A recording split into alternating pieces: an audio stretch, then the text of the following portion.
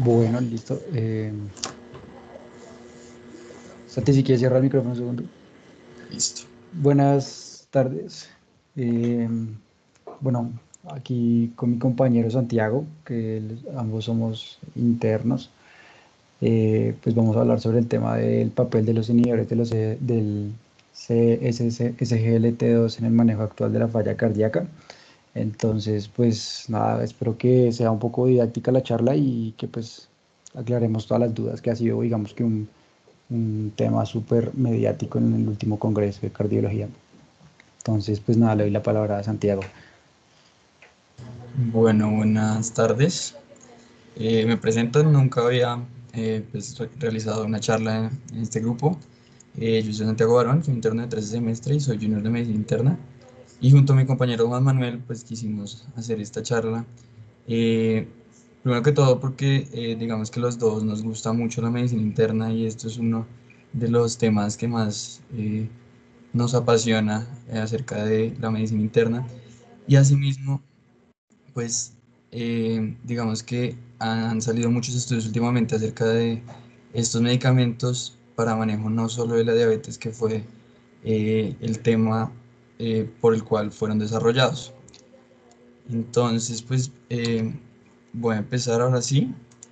Eh, digamos que estos fueron los tres artículos en los que más nos basamos para realizar esta presentación. Sin embargo, pues hay más artículos y pues las referencias se van a encontrar al final de la presentación y se las podemos dejar pues para que ustedes las lean más adelante.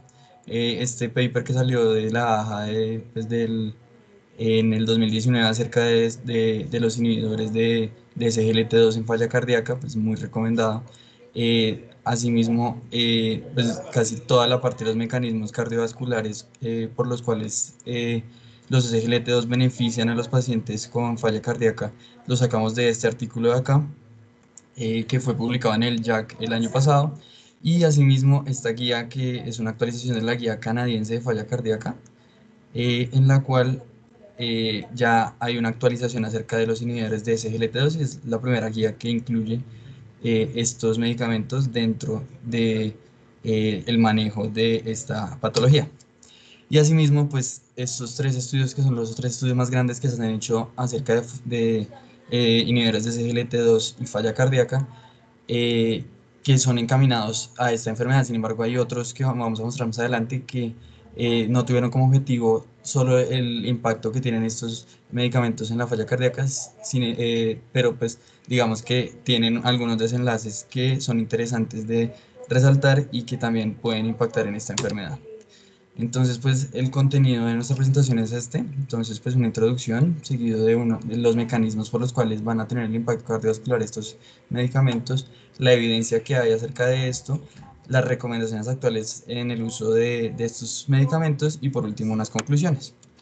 Entonces, para empezar, pues cabe recordar que la falla cardíaca pues, es un problema de salud pública que afecta a muchas personas alrededor del mundo. Más o menos unas 63 millones de personas se encuentran diagnosticadas. Sin embargo, pues hay muchas más que no han sido diagnosticadas, sobre todo por la falta del acceso a la salud en ciertos países de escasos recursos.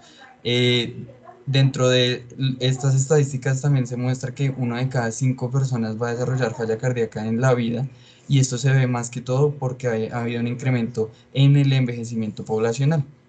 Entre más vieja se hace la población, más prevalencia hay de falla cardíaca. Y a pesar de los avances, aún hay un pobre pronóstico y calidad de vida de estos pacientes, y por lo tanto, pues es muy importante desarrollar nuevas terapias para tratar y prevenir la falla cardíaca. Eh, en cuanto a los inhibidores de SGLT2, pues van a ser unos medicamentos que, como ya lo dije previamente, fueron desarrollados en principio para el tratamiento de la diabetes mellitus. Eh, digamos que el mecanismo por el cual funcionan es que estos cotransportadores SGLT2 que se encuentran a nivel del túbulo proximal en las porciones S1 y S2 de este, van a reabsorber tanto glucosa como sodio y por lo tanto van a disminuir la glucosura y la natriuresis. Cuando tenemos estos inhibidores, pues lo que vamos a hacer es que vamos a generar que no se reabsorban estos dos solutos y por lo tanto haya una una mayor natriuresis y asimismo una mayor glucosuria. Entonces, pues digamos que en la diabetes, pues este es el mecanismo por el cual van a funcionar principalmente, aunque hay otros mecanismos que ya vamos a explicar más adelante. Eh, y pues por parte de la falla cardíaca, pues va a haber otros mecanismos que ya vamos a explicar. Asimismo, pues están estos receptores SGLT1 que son bloqueados también parcialmente por estos medicamentos y se van a encontrar sobre todo en el túbulo contorneado proximal en la porción S3. Y digamos que solo van a representar el 10% de la reabsorción, mientras que los SGLT2 el 90% de la reabsorción de glucosa y de sodio a nivel del túbulo proximal. Entonces, pues digamos que ese es el mecanismo por el cual eh, se desarrollaron en principio. Esta tabla, pues es la tabla que encontramos en la ADA acerca de todos los antidiabéticos orales y pues algunos subcutáneos como son los GLP-1. Eh, en este caso pues nos muestra aquí que los SGLT2 van a tener una eficacia intermedia para reducción de la hemoglobina glicosilada, más o menos reducen 1% de la hemoglobina glicosilada. Mm, No tienen riesgo de hipoglicemia, pero pues eso lo vamos a explicar más adelante. Tienen un efecto de pérdida de peso y lo que más pues, me pareció importante resaltar fueron estos efectos cardiovasculares que tienen, tanto en la falla cardíaca, tanto la EMPA como la cana y la dapaglifosina, y en la enfermedad aterosclerótica cardiovascular, tanto la EPOCA como la canaglifosina, que ya la recomiendan estas guías. Y asimismo unos efectos renales que, como pues veremos, también impactan en los desenlaces cardiovasculares. Y por último, estas consideraciones adicionales que sobre todo son los riesgos que corremos al utilizar estos medicamentos por los efectos adversos que pudieran tener y que pues en los estudios que vamos a mostrar vamos a ver cómo esto puede impactar en estos pacientes que pueden tener, digamos, riesgo de fractura o riesgo de cetoacidosis diabética o glicémica o aumento en el riesgo de amputación, que pues ya les mostraré qué han mostrado estos estudios.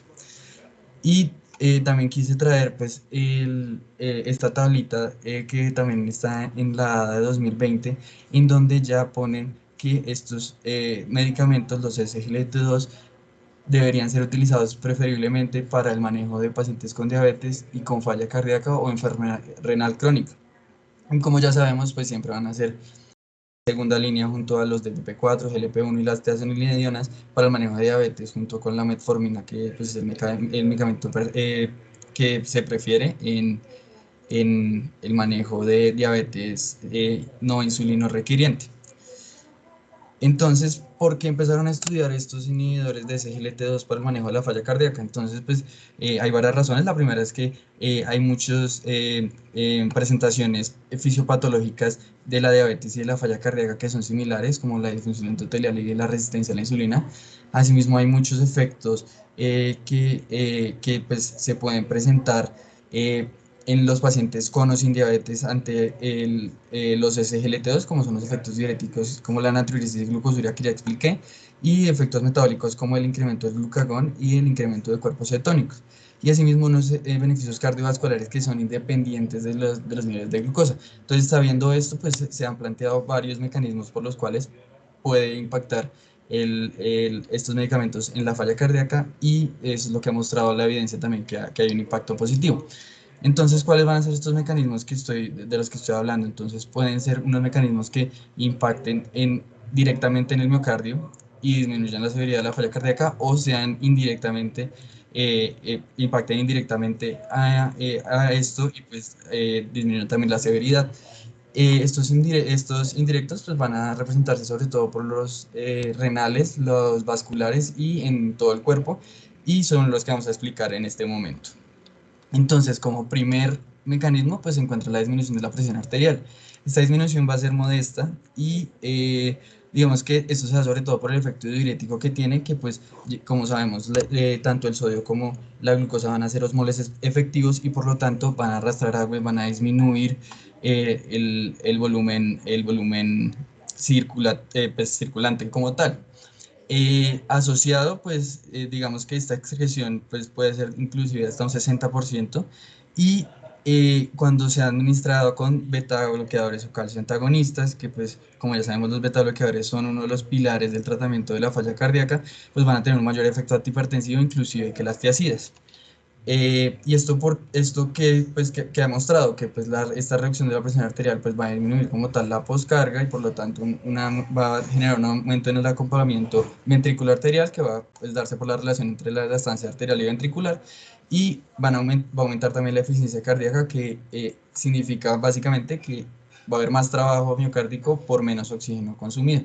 Y asimismo ha demostrado que esto disminuye las tasas de ACV, que pues son uno de los desenlaces que pues tenemos, digamos, en el MACE. Este estudio que traje, pues es un estudio que se realizó en 2013, que salió en la revista de Metabolismo, Obesidad y Diabetes. Es un estudio que se realizó en pacientes con diabetes tipo 2 y que buscaba, pues digamos que era un estudio de tres brazos, ¿sí? Entonces miraba la comparación entre placebo, dapaglifosina y hidroclorotiazida y buscaba ver cuánto había de reducción de la presión arterial a 12 semanas. Y que encontró que la dapaglifosina reduce más o menos de 5.6 milímetros de mercurio a las 12 semanas, inclusive un poco más que la hidroclorotiazida. Pero digamos que esto era más dependiente de la presión arterial sistólica durante el día. Pues a lo que llegan a la conclusión en este estudio es que pudieran ser útiles para la reducción de presión arterial, obviamente modesta, y que pues como ya lo dije, pues se ve más beneficiado con otros medicamentos que pues ya se administran durante la falla cardíaca y pues esto va a reducir los desenlaces cardiovasculares. Asimismo, tenemos la diuresis y la natriuresis que va a producir. Entonces, de este mismo artículo, ay, esto sale como mal, qué pena. Bueno, de este mismo artículo hay unos, qué pena, voy a salir un momentico que no se ve nada. Voy a guardar esto.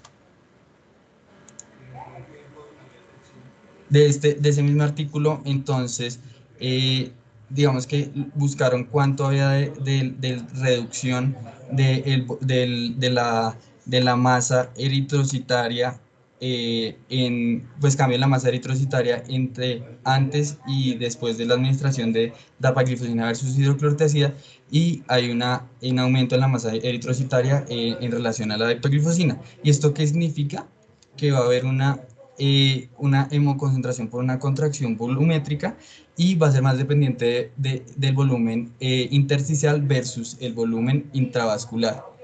Esto pues fue demostrado en este estudio que se realizó en el cual comparaban la bumetanida, que es un diurético de asa, versus la dapaglifosina y miraban cuánto había reducción entre el volumen de intravascular versus el volumen intersticial. Y pues como acá vemos hay una reducción mucho mayor con los diuréticos de asa, pero la relación entre la reducción de los diuréticos de asa, pues entre el volumen intersticial versus el volumen intravascular, pues como vemos acá es mayor en el volumen intersticial. ¿Y esto que va a generar? Pues a largo plazo que va a haber un menor estímulo simpático y neuromoral y por lo tanto unos mejores desenlaces en la falla cardíaca porque como bien sabemos estos juegan un papel en la remodelación cardíaca y pues pueden aumentar los desenlaces negativos en esta enfermedad.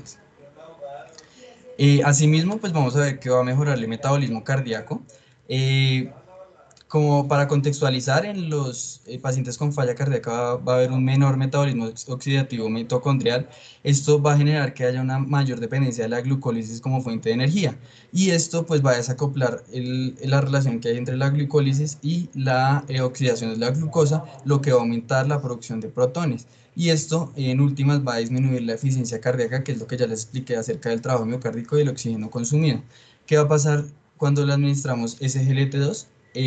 Pues van a aumentar las cetonas circulantes y en el corazón, cuando se encuentra en falla, hay un aumento de la oxidación de las cetonas como proceso metabólico adaptativo, pero estas son las cetonas que se encuentran circulantes pues no aumentadas por estímulos exógenos como los inhibidores de SGLT2. Cuando nosotros administramos estos inhibidores, pues van a aumentar el nivel de cetonas, lo que va a generar una mayor oxidación de estas y pues va a aumentar la producción de ATP, y asimismo pues va a haber una regulación de todo el sistema de utilización de energía a nivel cardíaco, que va a llevar a un aumento de la performance cardíaco en últimas.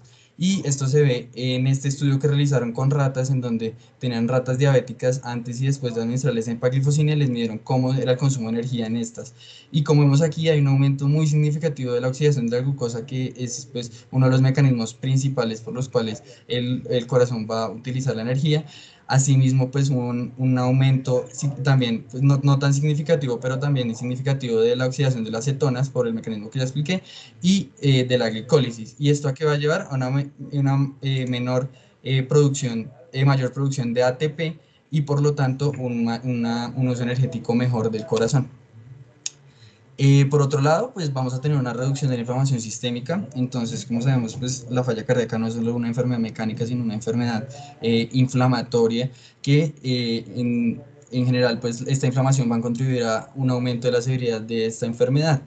Y asimismo, pues esto va a verse reflejado en un aumento de los biomarcadores inflamatorios, y estas citoquinas inflamatorias van a llevar a un aumento de la destrucción endotelial de la matriz extracelular, de la fibrosis, y por lo tanto a que se perpetúe la falla cardíaca.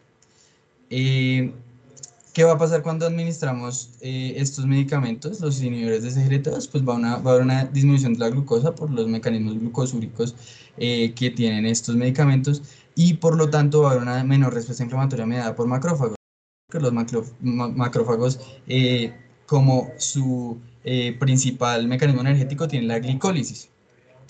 Asimismo, pues va a haber una inhibición de un sistema que es el inflamasoma NLRP3, que ya voy a explicar, que es independiente de la glicemia, y esto se ha demostrado que es por el aumento del beta-hidroxibutirato, entre otros mecanismos, que pues es una de las cetonas más importantes en el cuerpo.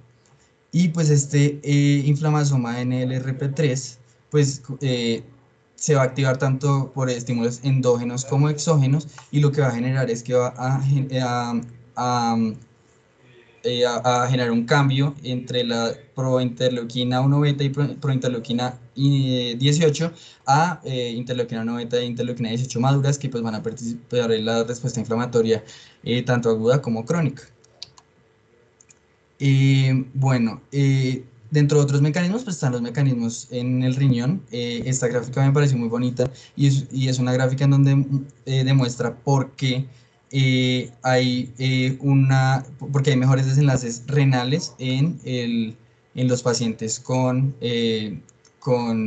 uso de inhibidores de SGLT2.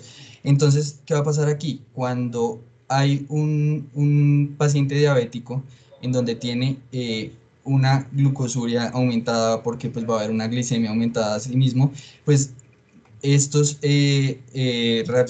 reabsorción de sodio y de glucosa a nivel del túbulo contorneado proximal por los SGLT2 va a reducir estos niveles de solutos a nivel del túbulo contorneado distal, en donde se encuentra el aparato yuxtaglomerular y la mácula densa. Entonces aquí en la mácula densa, ¿qué va a pasar? Al haber menos solutos, pues va a haber menos producción de ATP, y esta producción de ATP reducida genera una menor activación de los receptores A1 a nivel de la arteriola aferente, y esto va a generar vasodilatación. Y como vemos en esta gráfica, esta vasodilatación va a generar que aumente las presiones intraglomerulares, porque hay una mayor dilatación de esta en comparación a la arteriola eferente.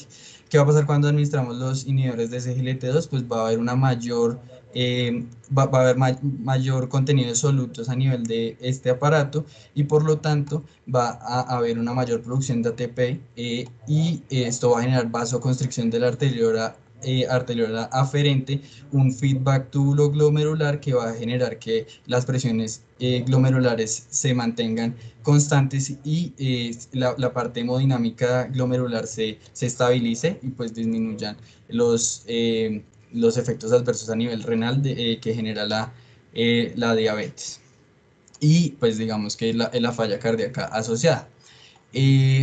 Por otro lado, pues también tenemos los mecanismos que activan el sistema nervioso simpático. En este caso no activan, sino que lo reducen esta activación, qué pena. Y esto se ha demostrado porque en los estudios que han realizado acerca del tema han demostrado que hay una reducción de la presión arterial sin un aumento de la frecuencia cardíaca. ¿Esto qué significa? Que los inhibidores de SGLT2 tienen un efecto reductor del tono simpático, porque pues si solo hubiera una reducción de presión arterial que se explicara por la natriuresis que ya expliqué y por el aumento de la diuresis, pues habría un mecanismo compensatorio por los vasoreceptores a nivel carotidio y esto generaría un aumento de la frecuencia cardíaca, pero en este caso no ocurre. Pues uno de los mecanismos que se ha planteado para que se dé esto es que se puede inhibir el recambio de norepinefrina en el tejido adiposo pardo y asimismo puede haber una reducción de la producción de esta enzima que es la tirosina hidroxilasa. Esta tirosina hidroxilasa lo que va a hacer es que va a catalizar el cambio de tirosina a dopa y por lo tanto va a reducir los niveles de catecolaminas y en últimas pues la norepinefrina. Y también pues se ha demostrado que hay una reducción del estrés renal que pues va a generar una inhibición de la activación simpática del arte, que fue lo que ya expliqué previamente. En cuanto a la remodelación cardíaca, que como ya bien sabemos es uno de los mecanismos más importantes por los cuales se desarrolla la falla cardíaca, en donde pues vamos a tener en principio una hipertrofia compensatoria, posteriormente pues una fibrosis, inflamación y muerte celular que al final lleva a una dilatación de las cavidades, que estas pues todas pueden ocurrir al mismo tiempo. Eh, pues digamos que hay un impacto en esta remodelación ante el uso de estos medicamentos. Y esto se ha demostrado con estudios como este, que fue un subanálisis del EMPARREC, en donde cogieron 9 pacientes de este estudio pues es muy grande, pero solo cogieron 9 pacientes, y miraron cuál fue el cambio entre la masa ventricular antes y después de la administración de empaglifosina durante los 3 años que duró este estudio. Y como vemos aquí hay una reducción en todos los pacientes, inclusive hasta de 22 gramos por metro cuadrado, que pues es significativo. Y asimismo está este estudio que es el EMPA-HART, que es un estudio un poco más grande, tuvo 44 pacientes, en donde se administró también empaglifosina versus placebo y se siguió durante 6 meses y hubo una reducción media de menos 3,35 gramos por metro cuadrado del volumen ventricular. Por otro lado, pues también en estos mecanismos pues, de reducción de la remodelación cardíaca, se ha demostrado que los inhibidores de SGLT2 pudieran bloquear también el mTOR, que es una parte de la cascada que culmina en la mayor producción de proteínas y, y la síntesis de proteínas que pues perpetúa la hipertrofia cardíaca y por lo tanto pues va a disminuir esta. Y asimismo puede disminuir el proceso fibrótico por la modulación inflamatoria que provee esto, asociado a todo lo que expliqué anteriormente acerca de los macrófagos y el inflamasoma.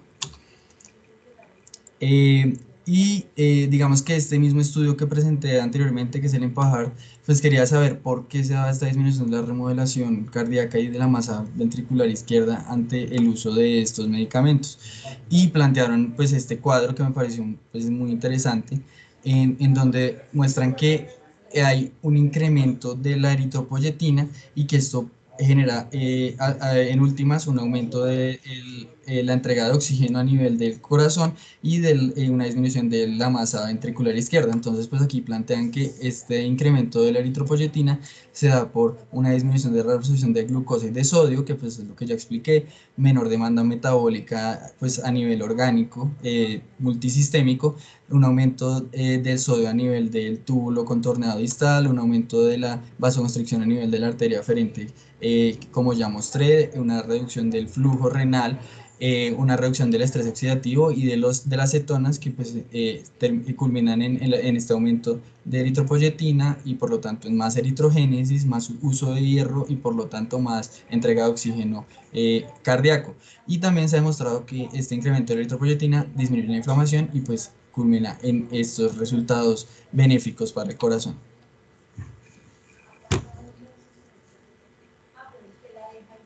Bueno, entonces continuando con estos mecanismos rápidamente, digamos que también ha evaluado lo que es la prevención en lesiones por isquemia y reperfusión, y se ha visto que pues tiene un efecto cardioprotector. Como tal, digamos que parece que tiene un impacto sobre lo que es la enfermedad macrovascular, es decir, todo lo que tiene en relación a la ateromatosis arterial, en la apoptosis, la necroptosis y la autofagia. Y pues digamos que se han realizado modelos experimentales no en seres humanos, sino en ratas. Eh, digamos que estos modelos experimentales, ya que digamos que los SGLT2 se han visto que son realmente pleiotrópicos, es decir, que pues genéticamente pueden tener más de un fenotipo, pues se ha planteado a lo largo de los años que se puede encontrar en efectos significativos en humanos también.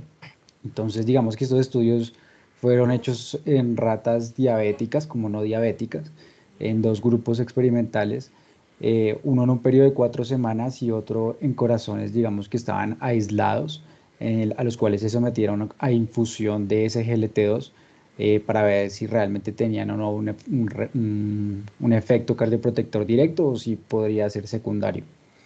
Este SGLT2 fue la canaglifosina en alimento fortificado, digamos, dejando un equivalente encontrado a lo que se consume diariamente al ser humano, casi 300 miligramos días.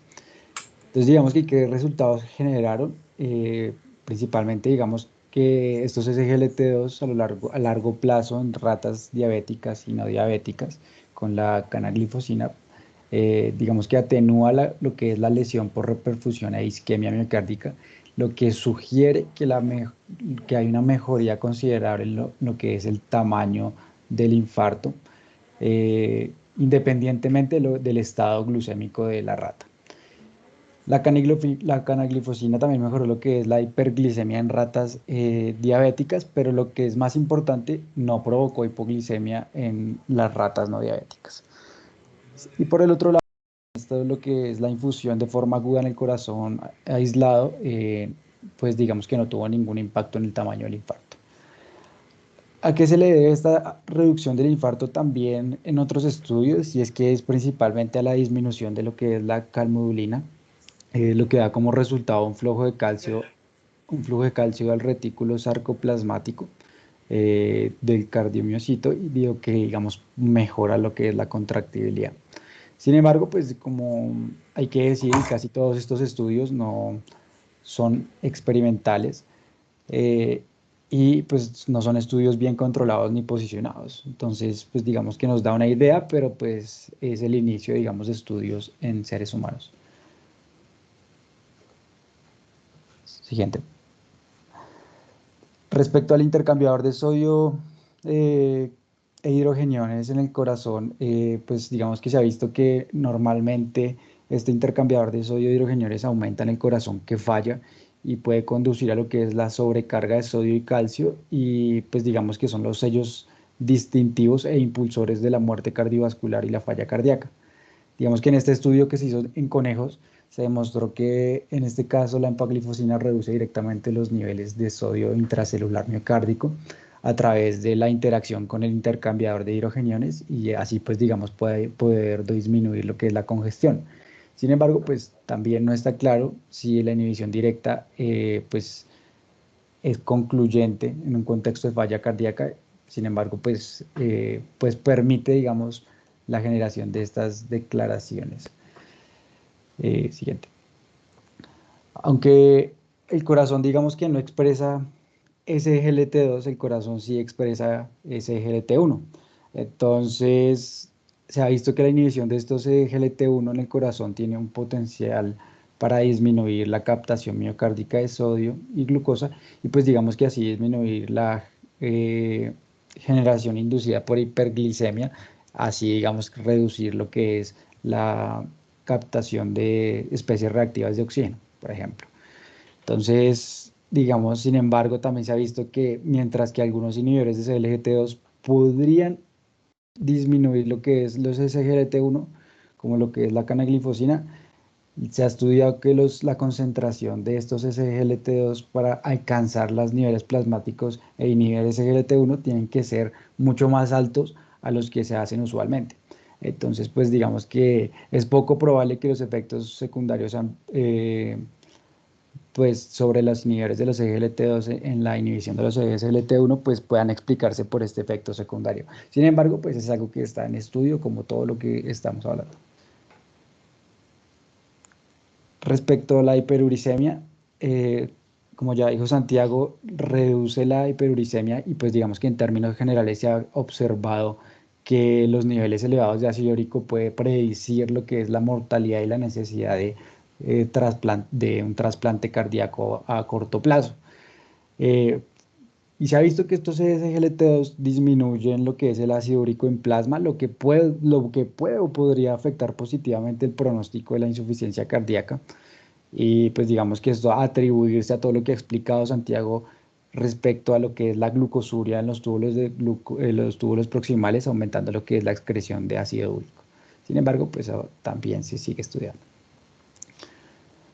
Respecto a lo que es el incremento de la autofagia y la degradación lisosomal, se ha visto que están súper afectadas en la diabetes y en la insuficiencia cardíaca. Y digamos que al impulsar estas tasas catabólicas, pues debido, digamos, a lo que es la glucosuria constante, se ha propuesto que los SGLT2 pueden promover lo que es la autofagia y la degradación lisosomal, pues así mejorando la morfología y la función mitocondrial del cardiomiocito. Y pues digamos que también se ha visto que la inhibición de la rapamicina, que es el mismo sirolimus, en mamíferos también puede estimular lo que es esta autofagia y lo que conduce a una mayor degradación de estos órganos que están disfuncionales. Y pues digamos que mejorar con efectos secundarios sobre eh, la insuficiencia cardíaca. Respecto a lo que es la reducción de la masa epicárdica, sabemos que la alta atenuación del tejido adiposo epicárdico en la tomografía computarizada pues ha asociado que hay a un mayor riesgo de eventos cardiovasculares. Y pues digamos que este tejido adiposo epicárdico puede producir una serie de moléculas en ese corazón que está fallando, que afecta negativamente la función cardíaca y pues contribuye a lo que es la enfermedad de las arterias coronarias. Además, pues estos inhibidores SGLT2 pues reducen lo que es la acumulación y la inflamación de ese tejido adiposo perivascular y además epicárdico, lo que minimiza la secreción de leptina, por ejemplo, y pues todas sus secreciones paracrinas en el corazón y así pues disminuir lo que es la fibrosis y la remodelación adversa cardíaca pues para mejorar lo que es la función cardíaca. Y ya respecto a los niveles de eritropoyetina, para complementar lo que decía Santiago, se ha visto que estos CGLT2 también aumentan lo que es el nivel de hematocrito y la reducción de ferritina a un mes de tratamiento en pacientes diabéticos y no diabéticos, como ya veremos ahorita más rápido, más adelante en el estudio DAPA, ha llevado, digamos que a la sugerencia que esto pueda promover una eritropoyesis a través de una mayor secreción de EPO en el riñón. Y pues tal aumento de esta EPO pues pueda producir y pueda servir para influir favorablemente en la función mitocondrial de los cardiomiocitos, la angiogénesis, la proliferación celular, la inflamación y pues digamos que directamente mejorar el suministro de oxígeno al tejido miocárdico. Y ya por último, se ha demostrado que la inhibición de los SGLT2 mejora lo que es la función vascular, activando, por medio de la activación de las células endoteliales, induciendo lo que es una vasodilatación directa y así pues disminuir lo que es la rigidez arterial y la resistencia vascular, lo que hace pues que tenga un adecuado una adecuada función y adecuado efecto en los efectos hemodinámicos que se desean en un corazón que no está fallando. Y para hablar rápido de los estudios, y rápidamente, bueno, este fue el estudio que se hizo con dapaglifosina, que se llama el DAPA-HF. Este estudio casi todos estos estudios son hechos en la misma población, mayores de 18 años, con falla cardíaca, con una clase funcional NIJA entre 2 y 4, con una fracción de eyección del ventrículo izquierdo menor al 40%, y que estos están en manejo óptimo de la falla cardíaca, ya sea con los diuréticos, con los beta bloqueadores, con los antagonistas de la aldosterona o con dispositivos de estimulación cardíaca. Hubo unos criterios de inclusión y unos de exclusión, que principalmente los de exclusiones son pacientes con diabetes tipo 1, con que tuvieron síntomas de hipotensión previa y que tengan una tasa de filtración glomerular menor a 30. Se presentaron casi 8.134 pacientes, en donde un periodo casi de 10 a 14 días se realizó, pues digamos que por medio de los criterios de exclusión y exclusión, pues aleatoriamente quedaron 4.740, dividieron en dos, en el grupo placebo y el grupo de la empaglifosina, que fue con dosis, perdón, la dapaglifosina con dosis de 10 miligramos días. Y estos pues fueron, digamos que, evaluados tanto a los 14 días como a los 60 días de inicio. El resultado primario compuesto del empeoramiento de la falla cardíaca por la hospitalización o ingreso urgente por descompensación de la falla o por muertes cardiovasculares ocurrió en 386 pacientes, es decir, casi el 16% en el grupo de dapaglifosina versus en el del placebo, que era de 502 pacientes, con todos un índice menor, un índice de riesgo menor a 1. En estas gráficas observamos de color rojo lo que es el placebo y de color azul lo que es la dapaglifosina, y se observa que de los tres componentes primarios del estudio, es decir, el riesgo de hospitalizaciones, el empeoramiento de la falla cardíaca y las muertes cardiovasculares, pues se ve que es realmente mucho menor que en el grupo de la dapaglifosina que en el grupo del placebo. Por ejemplo, como vemos en la imagen B, el riesgo entre un 10, el riesgo de hospitalización es menor entre un 10% versus un 14%. Por ejemplo, la muerte por causas cardiovasculares ocurrieron en el grupo de dapaglifosina de 9.6% versus el placebo de 11.5%. Y pues digamos que, siguiente por favor, realmente el riesgo primario compuesto del empeoramiento de la insuficiencia cardíaca, pues es evidente que fue mucho menor en la dapaglifosina, en los tres componentes primarios. Además, acá quiero mostrarles que también tuvo una reducción del riesgo del resultado primario en varios grupos, en varios subgrupos que estuvieron preespecificados, como por ejemplo en la clase funcional.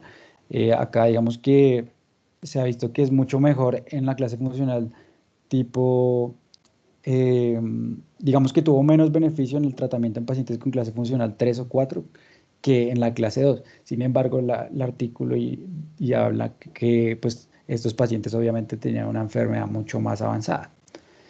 Además, el otro punto importante es que la hipoglicemia grave fue rara, igual que la cetoacidosis diabética, y pues digamos que ambos ocurrieron en ambos eventos que ocurrieron, que solo fueron dos, solo lo ocurrieron en pacientes con diabetes y no en pacientes no diabéticos. Siguiente. Entonces, como ya he dicho esto, la dapagliflozina por último fue también eficaz en el 55% de los pacientes, tanto no diabéticos como diabéticos. eh, y pues digamos que ya lo otro ya lo he comentado.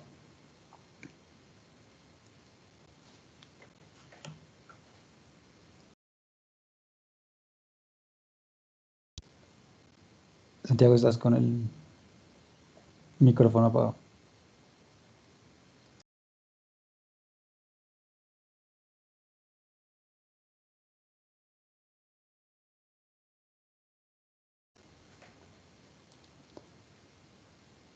El micrófono no lo tienes.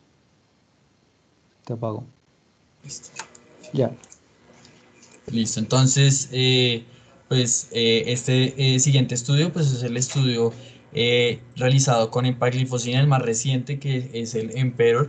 Es un estudio que fue un ensayo clínico doble ciego, aleatorizado y multicéntrico en 520 centros en 20 países, en donde incluyeron países latinoamericanos, y en el cual se tomaron 3.730 pacientes mayores a 18 años con falla cardíaca, con una clase funcional desde 2 hasta 4 y con una FEBI también menor al 40%. Hay otro estudio también que se realizó por este mismo grupo, que es el EMPEROR pero con falla cardíaca, con fracción de eyección preservada, que va a estudiar estos pacientes con FEV mayor al 40% y pues todavía estamos esperando los resultados, pero pues los resultados de esto, pues vamos a ver cómo son. Digamos que es importante acá resaltar que estos pacientes ya se encontraban en manejo óptimo tanto con diuréticos, con inhibidores de neprilicina, beta bloqueadores, antagonistas de receptores mineralocorticoides o dispositivos de estimulación cardíaca. Esto es importante resaltarlo porque pues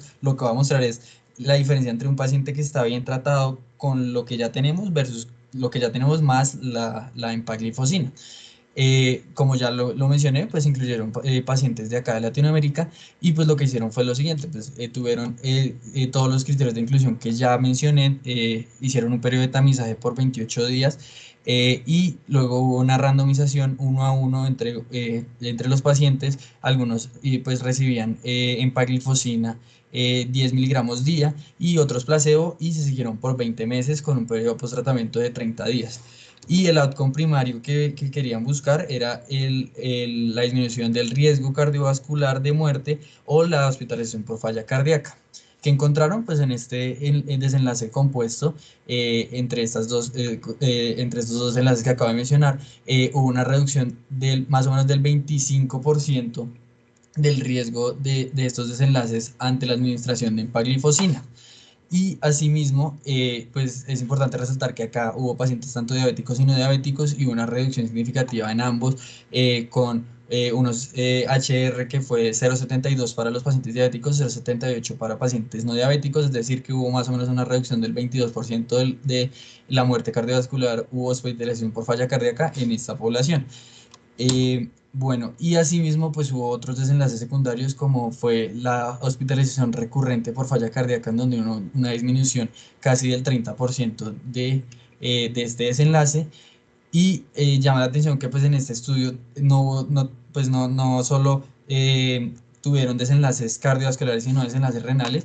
Y pues demostraron que la reducción anual de la tasa de filtración glomerular fue menor en los pacientes con empaglifosina versus placebo. Más o menos los de empaglifosina redujeron 0,55 mililitros por minuto por unos 73 metros cuadrados versus el placebo donde una reducción de 2,28. Más o menos la diferencia pues fue de 1,73. Y por otro lado pues hubo otros desenlaces secundarios. En este desenlace secundario renal que fue compuesto por necesidad de diálisis o trasplante renal o una reducción sostenida profunda de la tasa de filtración glomerular, pues hubo una reducción muy significativa, inclusive hasta un 50% de ese desenlace compuesto. Asimismo, pues la muerte por cualquier causa, pues una reducción modesta, más o menos de un 8%, pero pues cruza la unidad, entonces pues no es significativo. Y asimismo, hubo una reducción de la presión arterial de más o menos 2,4 milímetros de mercurio versus 1,7 con el placebo. Bueno, como para mostrar otros estudios que también se han hecho, estos tres estudios, digamos que el único que se hizo para falla cardíaca como tal fue el EMPA-REC, pero pues digamos que los tres, que uno fue realizado con dapaglifosina, otro con empaglifosina y otro con canaglifosina, eh, mostraron desenlaces cardiovasculares importantes. Entonces, este primero, que fue el DECLARE-TIMI 58, es un estudio que se realizó con pacientes con diabetes tipo 2 y con múltiples factores de riesgo y enfermedad cardiovascular establecida. Aquí los dividieron pues también en una relación uno a uno entre dapaglifosina 10 miligramos de placebo en estos dos brazos y pues se miró cuál era el endpoint primario del MACE, que después es los eventos adversos cardiovasculares mayores compuestos por la muerte cardiovascular, infarto agudo de miocardio y el stroke isquémico. Y asimismo pues tuvo otros endpoints secundarios que pues ya les voy a mostrar. Asimismo, pues está este estudio que es el EMPA-REC Outcome, que pues fue realizado también en pacientes con diabetes tipo 2 y con alto riesgo cardiovascular, en donde se dividieron en tres brazos entre unos pacientes que iban a recibir empaglifosina 10 miligramos día, otros empaglifosina 25 miligramos día y otros placebo, y pues también miraron estos endpoints primarios de MACE. Y por último, este estudio que es el Canvas, que es un estudio que fue un análisis post-hoc del estudio Canvas, que fue encaminado más hacia la parte cardiovascular, y el estudio Canvas R, que fue encaminado hacia los desenlaces renales. Hicieron este análisis y pues digamos que en este primero que fue cardiovascular lo dividieron en tres. Algunos pacientes recibían 100 miligramos de canaglifosina, otros 300 miligramos, otros placebo, y miraron estos riesgos de MACE, mientras que en el Canvas R miraron la progresión de la albuminuria, y como desenlaces secundarios pues mostraron esta reducción del riesgo de hospitalización y de la muerte cardiovascular. Entonces, pues, me llamó la atención un artículo que realizaron en donde comparaban estos tres estudios, y por eso los muestro juntos, en donde pues miraban los desenlaces, donde hubo más o menos un 27% de reducción de la hospitalización por falla cardíaca en los pacientes del DICLER, es decir, los que recibían dapaglifosina. En los pacientes del CANVAS más o menos un 33%, que es un poco mayor, y los del EMPA-REC tuvieron una reducción del 35%, es decir, en general, más o menos hay una reducción del 30% de este desenlace en estos pacientes. Asimismo, en el desenlace compuesto entre muerte cardiovascular y hospitalización por falla cardíaca, una reducción más o menos del 20% entre el DICLER y el CANVAS, y hasta un 34% con el EMPA-REG en pacientes que recibían empaglifosina. Y del MACE, pues hubo una reducción que en el DICLER fue modesta, mientras que en el CANVAS y en el EMPA-REG fue un poco mayor, y con estadísticamente significativas. Y asimismo, pues se realizó este metaanálisis que fue publicado el año pasado, en donde pues revisaron pues estos desenlaces cardiovasculares, en este caso la hospitalización por falla cardíaca y la muerte cardiovascular en pacientes que recibían como tal inhibidores de SGLT2, como son el empaglifosina cana y dapaglifosina, y el desenlace conjunto pues hubo una reducción pues con un HR de 0,71, es decir, más o menos un 29% de reducción de estos eventos. Lo que concluyen en este metaanálisis es que pues no es un desenlace que sea solo por una molécula, sino por toda la clase de medicamentos, y por lo tanto cualquiera puede ser útil para el manejo de pacientes con falla cardíaca para disminuir estos desenlaces adversos. Y por último, quería pues mostrarles este estudio que es el CRIDENCE, que fue realizado en pacientes con diabetes y con enfermedad renal crónica, en este caso enfermedad renal crónica con estadios G3B o mayores, es decir, de G3B hasta G1, y con albuminuria creatinina mayor a 300, es decir, un estadio A3 o mayor. Y les administraron canaglifosina 100 miligramos día versus placebo, también en una relación 1 a 1, y encontraron pues que había una disminución de la muerte por causa cardiovascular hasta un HR de 0,78. Sin embargo, pues como ven acá en el intervalo de confianza, alcanza a tocar la unidad, entonces pues no sería significativo. Pero pues ya mirando los desenlaces por separado, entonces cuando juntan este desenlace, que es el que casi que utilizan todos los artículos de muerte cardiovascular o hospitalización por falla cardíaca, hay una reducción significativa con un HR de 0,69 y con un intervalo de confianza que no atraviesa la unidad. Y asimismo, pues en el MACE hay una reducción, y en la hospitalización por falla cardíaca también hay una reducción significativa. Por último, pues digamos que hay que tener un poco de cuidado al utilizar estos medicamentos. Pues yo no vine a vender ningún medicamento, yo les voy a mostrar también que hay unos desenlaces adversos en estos pacientes. Digamos que estos son los más importantes que han mostrado. Pues obviamente la hipoglicemia, como les mostré, no es significativa, y ningún estudio mostró diferencia con respecto al placebo. En cuanto a la cetoacidosis diabética, pues digamos que es común que se presente, pero en una cetoacidosis diabética con unos niveles de glicemia normales, es decir, por un aumento muy incrementado de las cetonas. Y esto pues se explica por lo que ya expliqué, de que hay un aumento de la cetona secundaria del uso de estos medicamentos. Y esto sí se vio sobre todo en los estudios con Cana, y en el DICLER también se pudo ver, e inclusive en el DAPA, y fue raro, pero pues también se pudo ver este desenlace. Entonces, pues lo que dicen ellos es que pues a pesar de que es raro, pues siempre hay que tenerlo en cuenta, y que se vio más en los pacientes que utilizaban, además de los inhibidores de SGLT2, insulina. Asimismo, pues las infecciones del tracto urinario no hubo diferencia, estas se explican sobre todo por el aumento de la glucosuria, pero no hubo diferencia significativa en ninguno de los estudios, pero sí hubo aumento de las infecciones micóticas a nivel genital, que se vio sobre todo en los estudios con canaglifosina y que digamos que algunos de los artículos que analizan estos datos dicen que a pesar de que esto es común, se da más común en pacientes, pues, digamos, con alteraciones de base y que puede ser prevenido con el uso de medidas higiénicas y cuando ya está establecido, pues, ya sea leve o moderada estas infecciones, pues podría ser utilizado tratamientos tanto tópicos como orales que mejoran, o sea, disminuyen estos eventos adversos. Asimismo, pues hay dos efectos adversos que han preocupado, pues porque pues, se ha visto que hay un aumento de las fracturas en pacientes, sobre todo en los pacientes que usan canaglifosina, pero pues digamos que los datos pues no son consistentes en todos los estudios, entonces pues se ha dicho que no es un efecto de clase, sino que podría ser un efecto de una molécula como tal, que sería la canaglifosina y el aumento del riesgo de amputación de algún miembro, digamos que es mayor en pacientes que ya tienen el riesgo establecido y tampoco está establecido si este efecto es solo de clase o de una molécula como tal, que sería la canaglifosina. Bueno, y ya pues para culminar la charla, pues les quería mostrar las recomendaciones actuales del uso de estos medicamentos en falla cardíaca.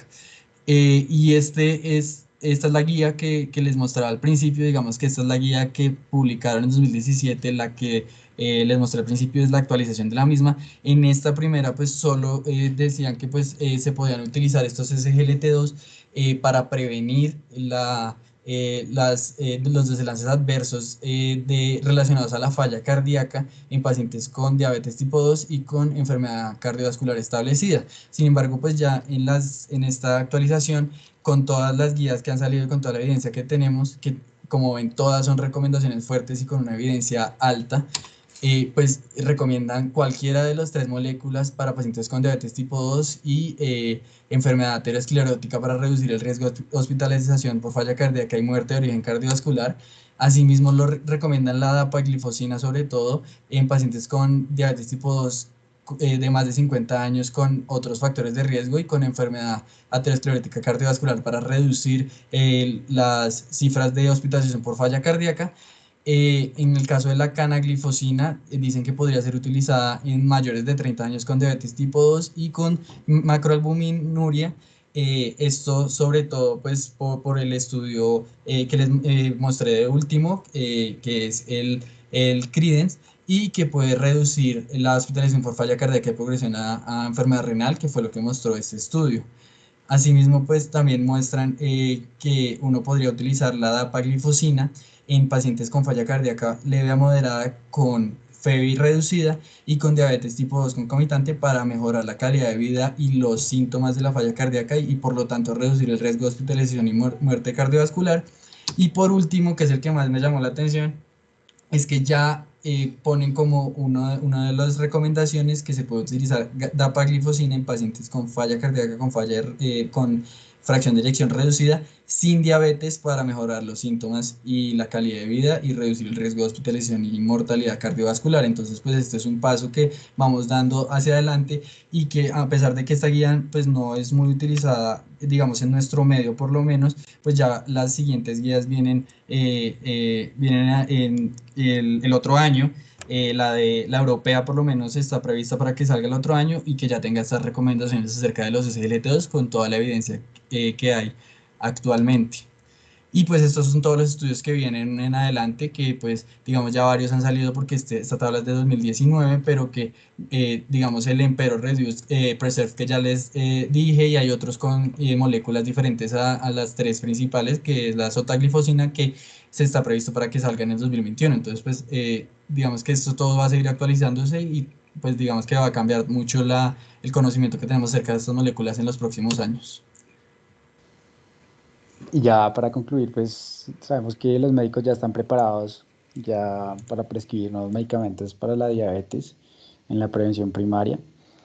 digamos que los inhibidores de los SGLT2 han sugerido como un potencial fármaco eficaz para la prevención de la falla cardíaca en pacientes con diabetes tipo 2 y se ha visto que la evidencia es cada vez mayor acerca de su mecanismo de acción y pues que también podría inducir efectos combinados tanto cardíacos como renales y que estos fármacos son prometedores para un futuro muy cercano, pues para el tratamiento de la falla cardíaca en pacientes con o sin diabetes.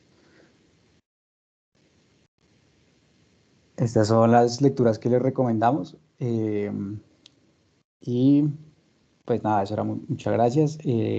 Una frase la cual es: la risa es la única medicina sin efectos secundarios. Muchas gracias pues por asistir y bueno, no sé si alguien tenga alguna duda.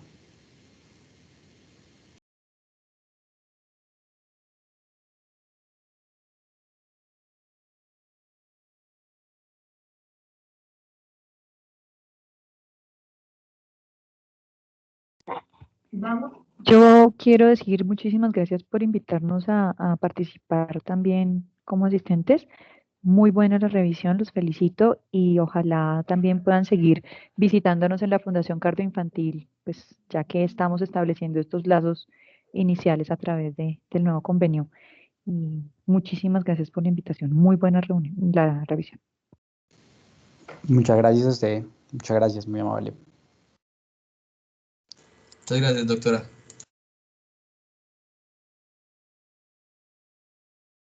Bueno, no siendo más, muchas gracias a todos, gracias doctora, gracias a todos, gracias por asistir y bueno, damos culminada la charla, muchas gracias.